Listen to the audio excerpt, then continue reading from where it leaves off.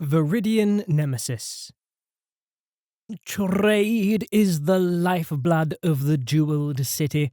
Ships dock here from all over the world. The Grendel like to think of themselves as masters of the Bay of Catazar, but the markets of Dovetreg are barely twice the size of Trevento. Everything is for sale here. Everything the virtuous soul might desire, and a little more besides. "I don't see how that's going to help us," responded Gwyn, careful not to offend his host. He'd been warned that the merchant prince of the Amber Signets was given to self-aggrandizement, but he'd been advised that he held sway over a significant number of local merchants who would be good to have on hand. "The Valorn has no trade interests, no valuables. It has no interest in markets or trade, any more than it does in any other facet of civilization." Alfredo blinked and then forced a smile back to his face. "You miss my point, my friend. The point is that whatever you need for this war of yours is available here. Materials, wains, mana, herbs, weapons, armor, even soldiers are for sale here. Well, their swords, at least. Tell me what the Valorn Guard need to fight the enemy, and we'll ensure it's available for the right price." Gwyn shrugged his shoulders, a little bemused by the question. "I mean, everything. We need everything. Herbs to heal soldiers, crystals for magic, ingots and measures for magic items. There was no material in this or any realm that the Navari have not found a way to use to fight their ancient foe."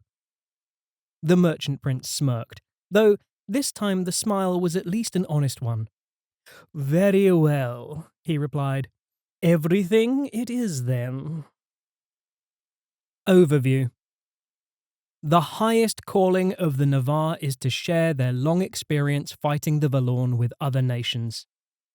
Last season they chose to work with the people of Urizen. Now the Navar National Assembly has urged their people to embrace the citizens of the League, to arm and armor them for the upcoming battle with the doom of Taruniel. Once again, the Loyalty Assembly has supported the cause, calling upon those whose heart drives them towards the destruction of Terran's folly. The aid was welcomed by the League Assembly, and so the Navar find the cities of the League no less enthusiastic than the spires of Urizen. In conjunction with their guests, each city has come up with its own plan on how best to prepare to fight the Valorn. Holberg. Holberg engineers proposed the construction of a grand fortification in Brokeliand that could take advantage of the Trods to boost mana sites in the territory. The greatest city in the League lies to the northeast of Brokeliand and south of Skuld, two territories both infested with the Valorn. Initial proposals by some ambitious engineers has a Weirwood and Ilium causeway cutting across the Barrens to channel the Valorn of Taruniel itself into their territory, that they might fight in the shade of the monstrous walls of Holberg. This plan was quickly abandoned as infeasible, fine in theory, way too expensive in practice. If the Valorn won't go to Holberg, then Holberg will go to the Valorn. The engineers have a proposal for an enormous bastion built on the foundations of Greenstead in Borsdell. Once roused, the Valorn, by its nature, will tend to be drawn to any substantial fortification, sending its full chaotic wrath at the structure until it is entirely subsumed in vines. Knowing that the Valorn is likely to attack any fortification first means the engineers can expect any substantial defences to become a focal point of the campaign, as well as a place for Imperial military unit captains to assign their forces in the absence of an Imperial army. There are some important consequences to consider. Firstly, the Steadings of Borsdell would face the brunt of the assault. They are Navari, they have signed up to this, they have sworn oaths that they are committed to this, but one's home is one's home nevertheless. Secondly, it is eye-wateringly expensive to create such a structure. Even with the help of Holberg's finest engineers, they can't materialise the wains out of the ether, as much as other nations may accuse the League of this from time to time. With the collaboration of Holberg's engineers, the fortification could be completed in 6 seasons, barring the use of magic or other opportunities. Working closely with Navarre Vates provides a second advantage. By incorporating a significant amount of mithril into the design, it would harness also some of the chaotic energies being drawn out of the Valorn by the Trod network and channel it into local mana sites. That would provide a small but important benefit, providing more mana for the coming war, at least until the Valorn Heart in Turuniel is destroyed. Sarvos. Sarvosi merchants propose commissioning a market of everything to help supply the Valorn Guard with the resources to fight the Valorn. While Holberg claims to be the greatest city in the League, their indignant rivals in Sarvos argue their city is the oldest and still the richest in the Empire. Trade flows across down the Gancio until it meets the Bay of Katazar at the docks of Signo. Ships put to port here that dock nowhere else in the Empire, buying and selling rare materials from Varushka, fine wines from Dawn, or exotic goods from overseas. The city's proud boast is that anything that is for sale anywhere in the Empire can be found in the markets of Sarvos. The question is how to employ that strength to bolster the Valorn Guard and help prepare for the coming war. Plans are quickly drawn up for a grand market, something that can provide whoever the Valorn Guard appoint with a bit of everything. Anything that can be employed against the Valorn can be distributed as needed to the Valorn Guard. The rest can be sold. In the minds of the merchant princes of Sarvos, a good profit margin is the ultimate weapon. Tasato. Tasatan Bravos propose building an academy that will allow League generals appointed by the Valorn Guard to use Stem the Green Tide when defending. The Navari who arrive in Tasato are greeted by a great deal of commotion as furious work is being done to speed the mustering of the League's Third Army. It is a painful reminder that, more than anything else, what the Valorn Guard really need are armies. No matter how much planning is put in place, no matter how many fortifications are built, in the end it will always come down to steel weapons and steel will. Most Tasatans learn to fight with rapier and buckler, the perfect weapons for a bravo who wants to cut a fine dash while bridge fighting. By contrast, the Navarre favour a more pragmatic fighting style when fighting the Valorn, one that makes use of venom whenever it is available. Training League soldiers in techniques for fighting the Valorn could pay dividends once the enemy attacks.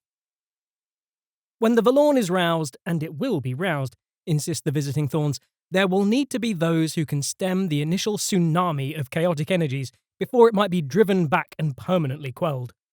Constructing an appropriate academy staffed by members of the Valorn Guard would allow League citizens to drill the kind of basic tactics needed to stand your ground in the face of a swarm of Valorn spawn. Once complete, the Valorn Guard Military Academy would allow any League army whose general was appointed by the Valorn Guard to take the Stem the Green Tide order when defending. There are no League armies that would be affected at present, but a Senate motion could be used to change the appointment method of a general to a vote of the Valorn Guard at any time. Temeshwar. Temeshwari bishops suggest a mandate to encourage League bravos to seek out opportunities to fight the enemy. The hard, ruthless people of Temeshwar are known for their pragmatism. Grand plans for mighty fortresses are all well and good, but they can take years to build. Better to get on with it, in the minds of many Temeshwari. There's no time like the present for dealing with a threat. Marco von Wartstein, a newly minted bishop with a small church in one of the poorer parts of Temeshwar, has paired up with Lavinia, a bravo known for wielding 2 axes and being a woman of extremely few words.